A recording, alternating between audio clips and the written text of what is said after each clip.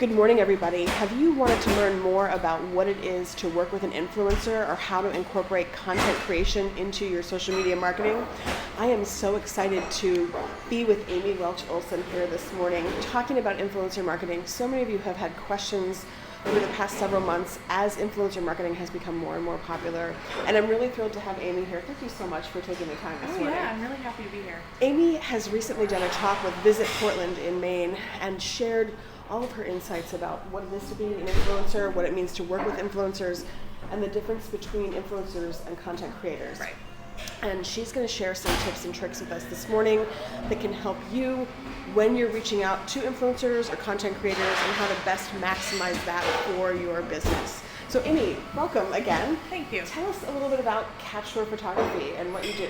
Yeah, sure. So I've been a photographer for as long as I can remember, but for the past 3 or 4 years, I've really been focusing on tourism photography and doing a lot of content creation for destination marketing organizations, hotels and inns, and basically kind of any sort of business that's tourism related. Great. Yeah, to try to really help them get some beautiful content for not only their social media, websites, and I've also been doing a lot of Instagram takeovers, which we'll talk about in a little bit, to really help them tell their story of their business. Awesome.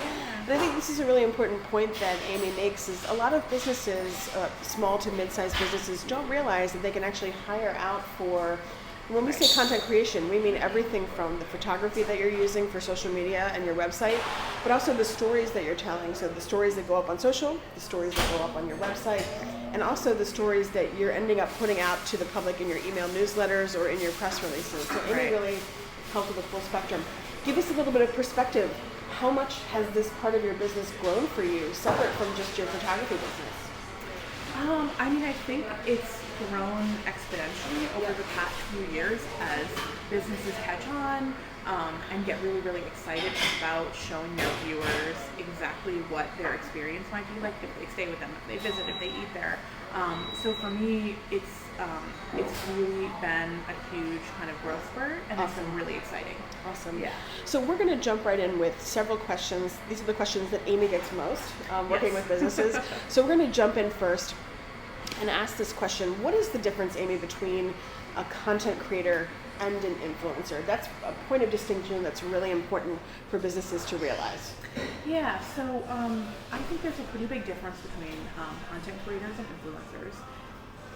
And the kind of one of the first points is a content creator is a photographer, a videographer. It's someone who's going to create beautiful content for your website or social media. So they might not actually have a huge social media following.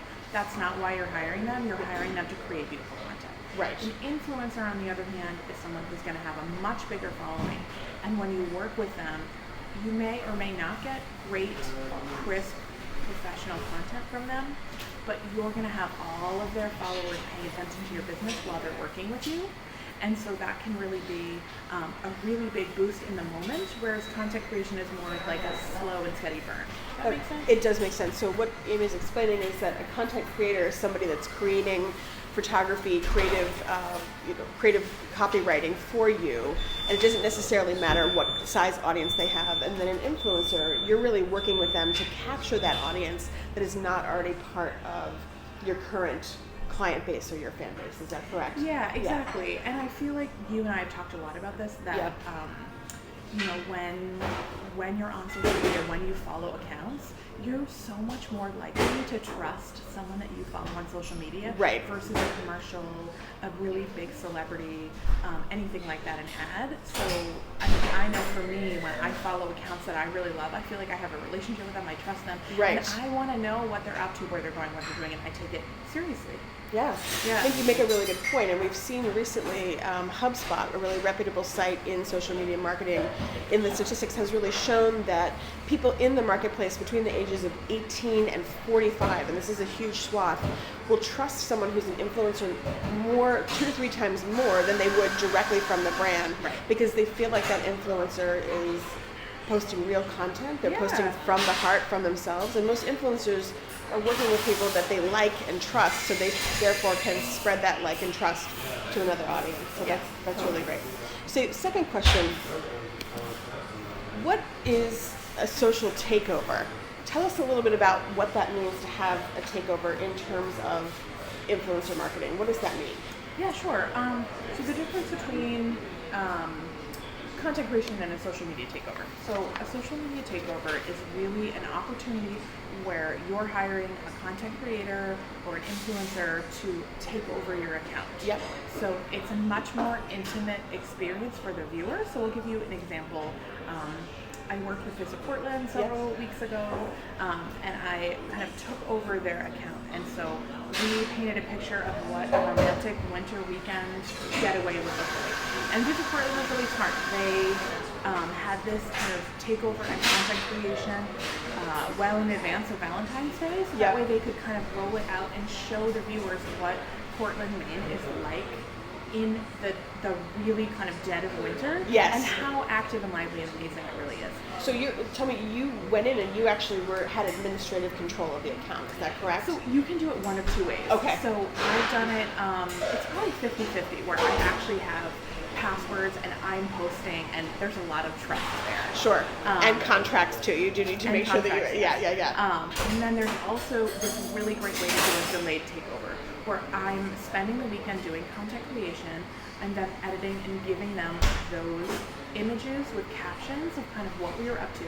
And then they, at their leisure and kind of, they have all the control over their accounts and passwords, they'll create the takeover delayed. Does that make sense? It makes perfect sense. So just breaking it down again for our audience that's watching, two ways to have a takeover where an influencer would come in and have direct administrative control, and that really is about a trusting relationship and making sure that you're writing up a good contract with them. But the second way to do it is to have the influencer create content and captions for you that you would then post at a later date. Is that correct? Yeah, and I actually really like doing the second one better because it gives me the ability to go back, edit all my photos, really think about the placement of them and order and captions, and so I really love doing it that way. I think both ways still have that authentic feeling. Sure. I like the second way.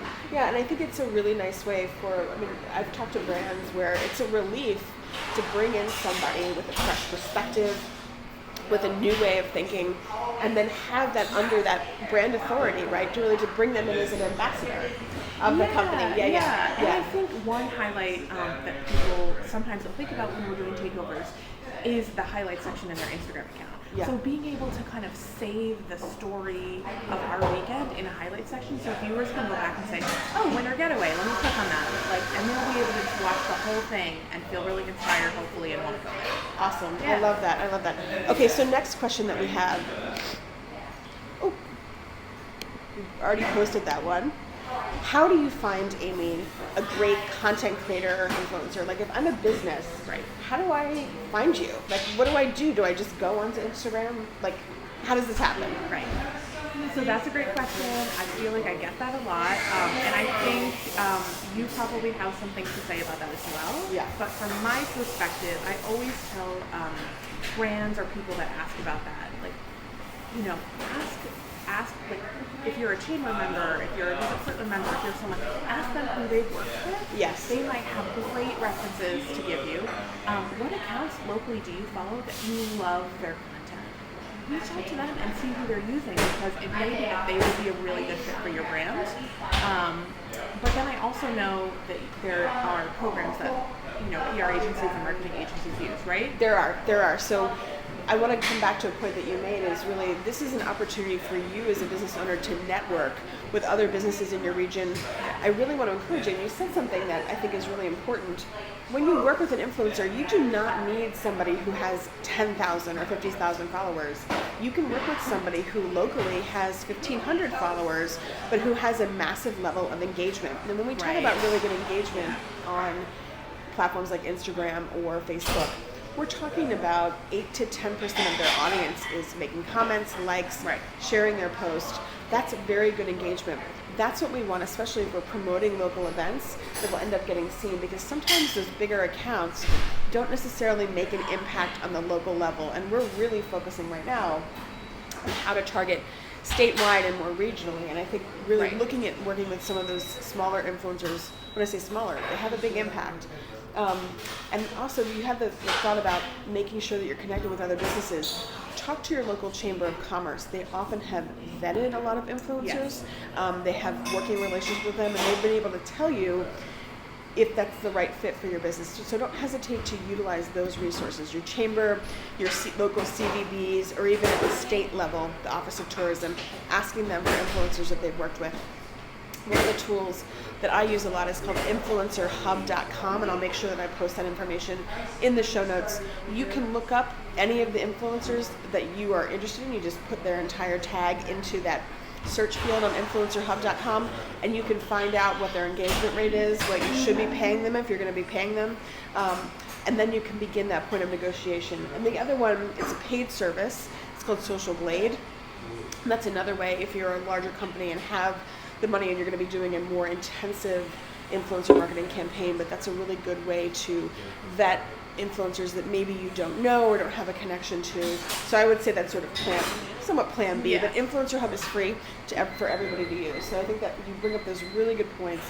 To begin to network, rely on some of those agencies that you're already a part of as a business owner to ask them to reach out first.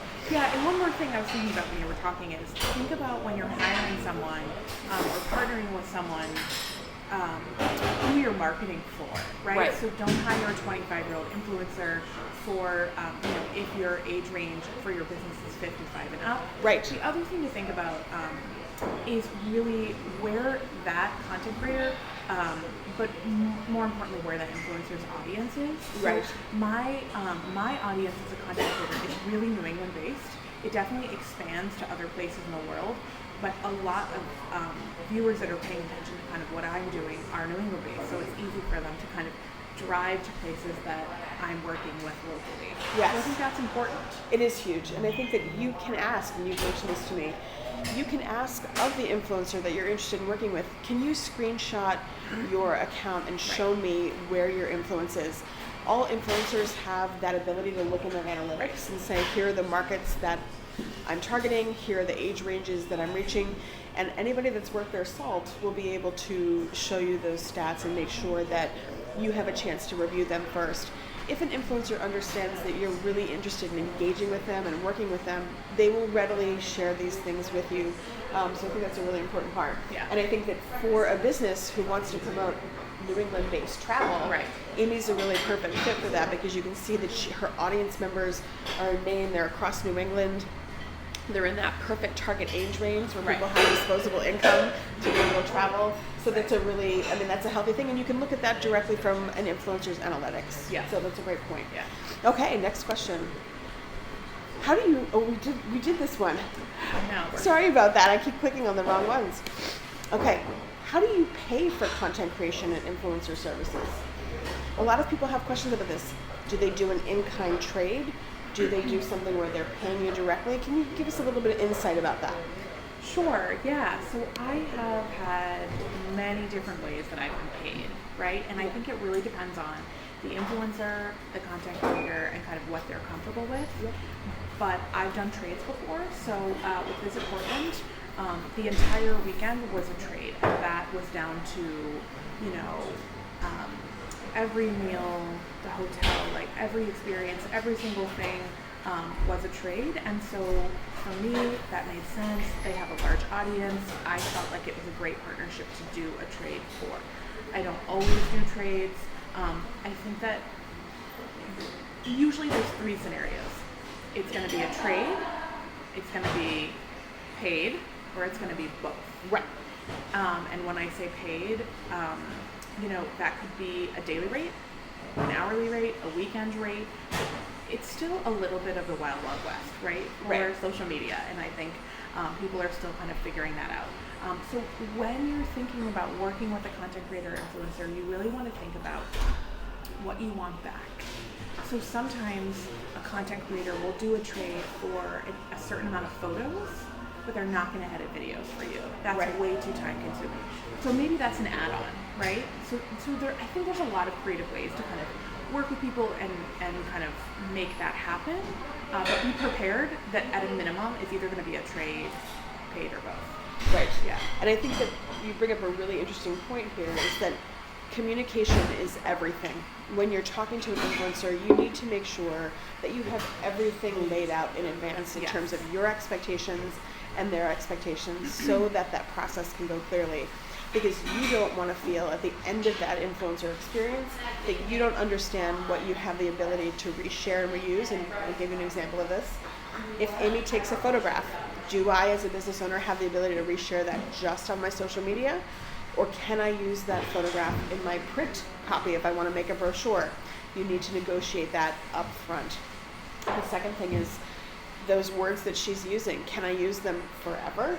Or can I just use them for the purposes of social media marketing? Make sure to have that conversation up front. It's basically like having a bit of a prenup, right? It's like having that agreement so that it's really clear for you. We find that most businesses who feel unhappy with influencer marketing have not made it clear with influencers that they're working with what the expectations are. So make sure that you sit down and write out your expectations and make it very clear about what you want, and make sure that you ask. A lot of business owners are afraid to say, can I reuse your photos, or can I make sure that I reuse them with credit? Where should I credit to? You have the ability, I wouldn't say to push back, but really to assert yourself, and that influencer can say yes or no, and you can come to a mutual agreement about that. So really, I think that's an important part of this relationship. Don't be afraid to ask for trade as well. I know that you have some clients that you're like, I absolutely want to get paid, and some are like, I will do that combination. Right. And that's an important part, because for many influencers, trade is extremely valuable too, because they're interested in growing their network, they're interested in growing their portfolio. So don't be afraid to put something out there, especially if it's a specialized niche. Where someone could be interested in your product or service. Don't hesitate to put it out as a trade. It really, again, but also with those trades, make sure that you have those stipulations in place and that's really clear on what is being traded, what's included. For example, if you have an influencer come to stay with you and they have dinner, is alcohol included with dinner, for example? Is the massage treatment included with that influencer stay? Those kinds of things. It's really important to be extremely clear about that, so that everybody's happy. Yeah, and I think at the end of the day, and I know I'm just speaking for me, but I want to make you really happy. I want you to be happy. I want to be happy. I want to be proud of what I've given you. But I also want you to remember that it's, as a content creator and an influencer, I think, for influencers, when I leave at the end of my trip, I have hours of editing. Yes. So I think it's really important for you all to remember that it's not just kind of me coming for this really fun trip and then I'm done. It's, constant thinking about content creation and then going home and editing and label and order. So there's a lot happening behind the scenes. So if I'm asking for payment, it's for a reason. Right. And it is, we have to honor that creative side on both parts, right? Exactly. Right. The brand needs to understand that in terms of the creation part, video editing takes a long time. Photo editing takes a long time. Keyword search for creative copywriting takes a long time. And most influencers really want to deliver on all three of those fronts for you. So you need to honor that creative process and really offer that remuneration that can match what that creative process is worth. So I think it's a really good point. Yeah. Okay, so next question. How do we prepare for working with influencers? And I think we've covered a lot of this, but preparing for this work, I know we've covered contracts, but I'd love to have you speak a little bit to this point. So think about, when you're hiring a content creator influencer, think about what you really want to accomplish, what your goals are, but also what are you missing in your marketing materials, right? So if you have a website and you're kind of redoing it and it's looking really good, but you're missing content in this one neighborhood of the city or at this one location, or you're a chamber and 3 businesses just kind of have stock photos. Right. That might be a great opportunity to kind of get those photos along with the other goals that you want to accomplish. Right. Also think about highlighting exciting things that are going on at your business. So whether that's, I worked with a restaurant and it was Prohibition night, like so it was an anniversary, so they had really special cocktails. Or if there's a festival going on in the town or city that you want to highlight, or if there's a weekend special at your inn that you want to highlight, let's do that months in advance.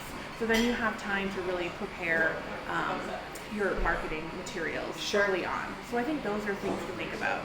We talked a little bit about the fact that you want to work, if it's an influencer, you want to work with someone who is going to create those posts for you in the right age bracket. Right. This is huge. Yeah. Because I think I want to emphasize that point that you made earlier. Don't hire an influencer that's not in your target demographic. Just don't. I know a lot of people are like, ooh, this person has a ton of followers. They may have a ton of followers, but they are not the person that's going to bring you the audience that you're looking for. So don't hire them. It seems like a simple thing, but we see brands fall into that because we all want the bright and shiny, and we all want that popularity thing. But really, an influencer that has 1,500 followers that are in the 35 to 45 age range, which is your target demographic, go for it. Yeah, no, great point. And I think with content creation, it's a little bit different if you're hiring a younger content creator for an older audience. I mean, look at their images. If you feel like they mesh with your brand and they would align really well, I think that's a conversation to have. You know, like, I need you to keep this in mind. Right. This is the demographic. Whereas an influencer, they're just bringing that age range. So it's hard to kind of get out of that, if that makes sense. It does make sense. Can we circle back to the point you made a little bit earlier about looking for the holes that are in your marketing? Yes. Because I think that that's a really good point, is that most of us, when we go onto websites or we go onto a business social media account, we want to see ourselves there. If you run an inn, or say, for example, you run a tour company, we want to see ourselves, our age range, our body weight, our same in terms of couples, families. We want to see ourselves in that experience. So your content should reflect the kind of audience that you're trying to attract. Yeah. And most of us are guilty of this. We have holes, right? We're not showing the kinds of people that we really want to have come to our company. We're using stock images.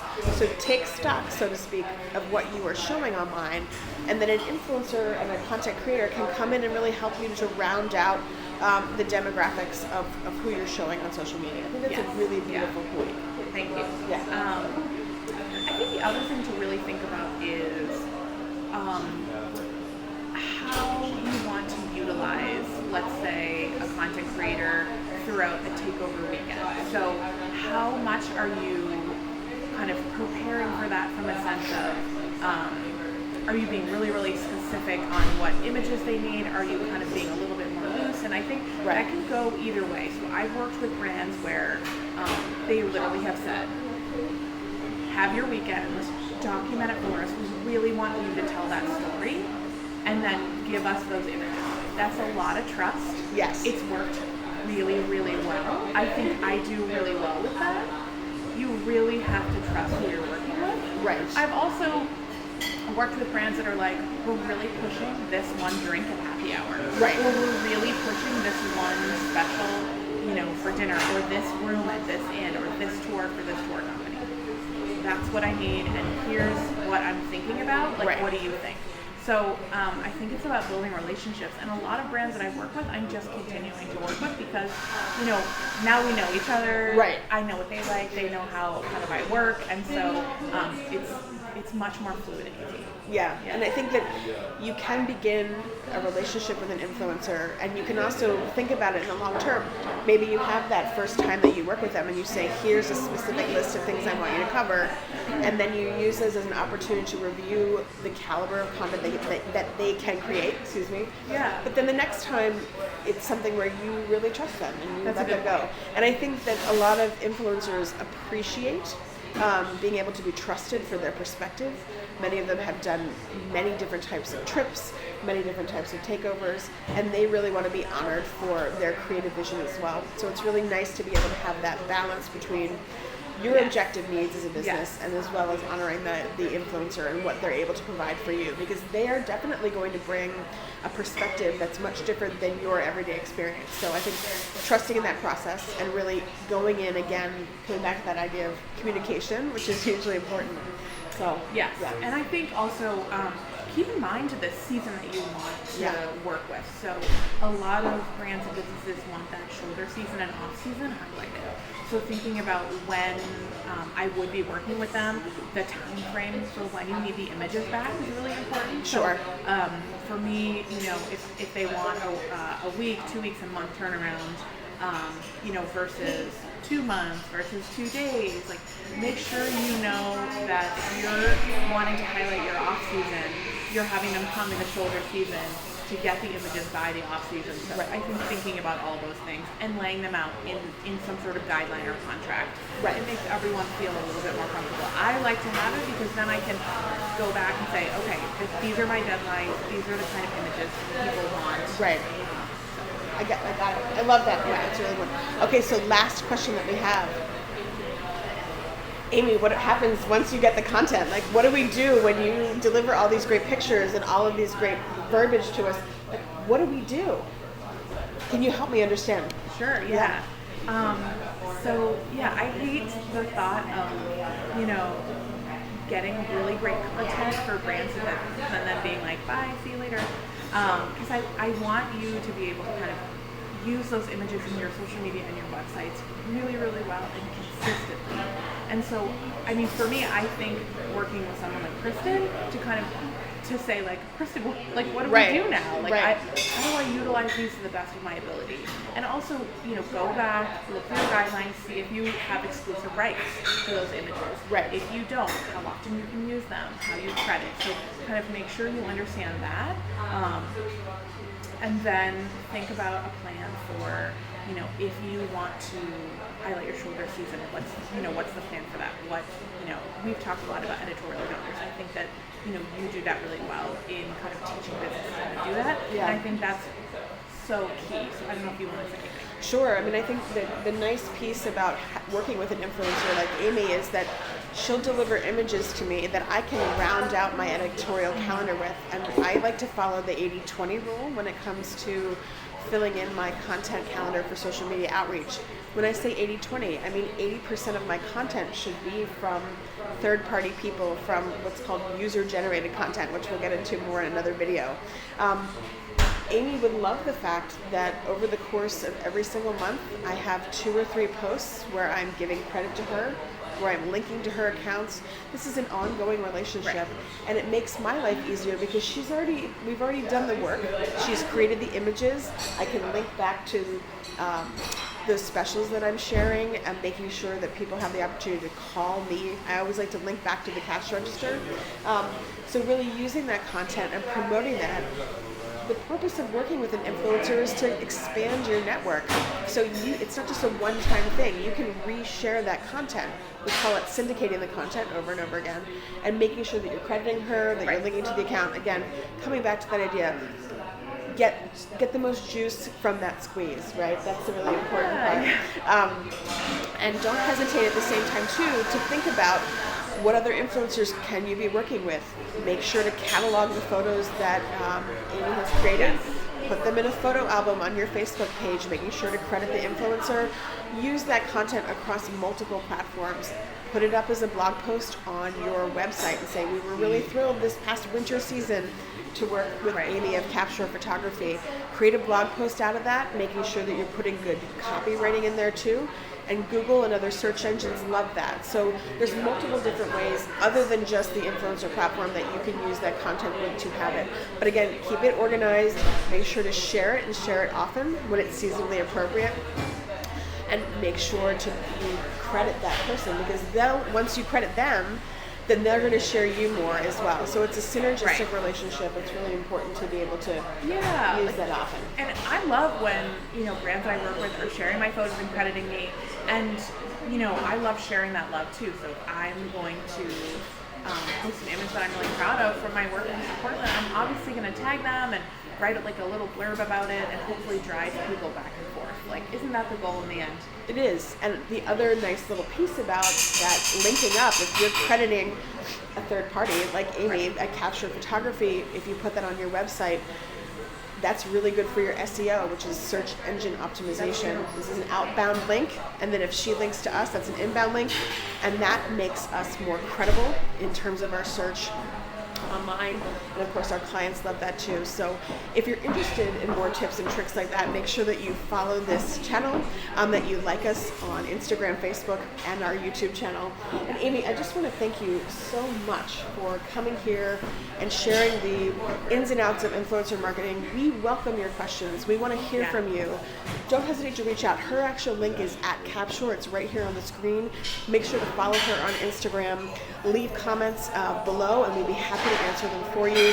Do you have questions about influencer marketing? We are going to be posting this on KristinSimmons.com with direct links to Amy's account if you're interested in talking to her directly, hiring her for an influencer consult, or hiring her for coming out to your business. All of those will be in the show notes on KristinSimmons.com. Amy, thank you for your expertise, for your beautiful imagery, and for all of the work. I think that you really elevate what the influencer relationship can be, and I know that the brands that you work with, like Visit Portland and Italian Rail, have really been so happy to be with you. So thank you. I really appreciate the time. Thank you so much for having me. Oh yeah. Okay, reach out. We can't wait to see you guys soon. Bye-bye.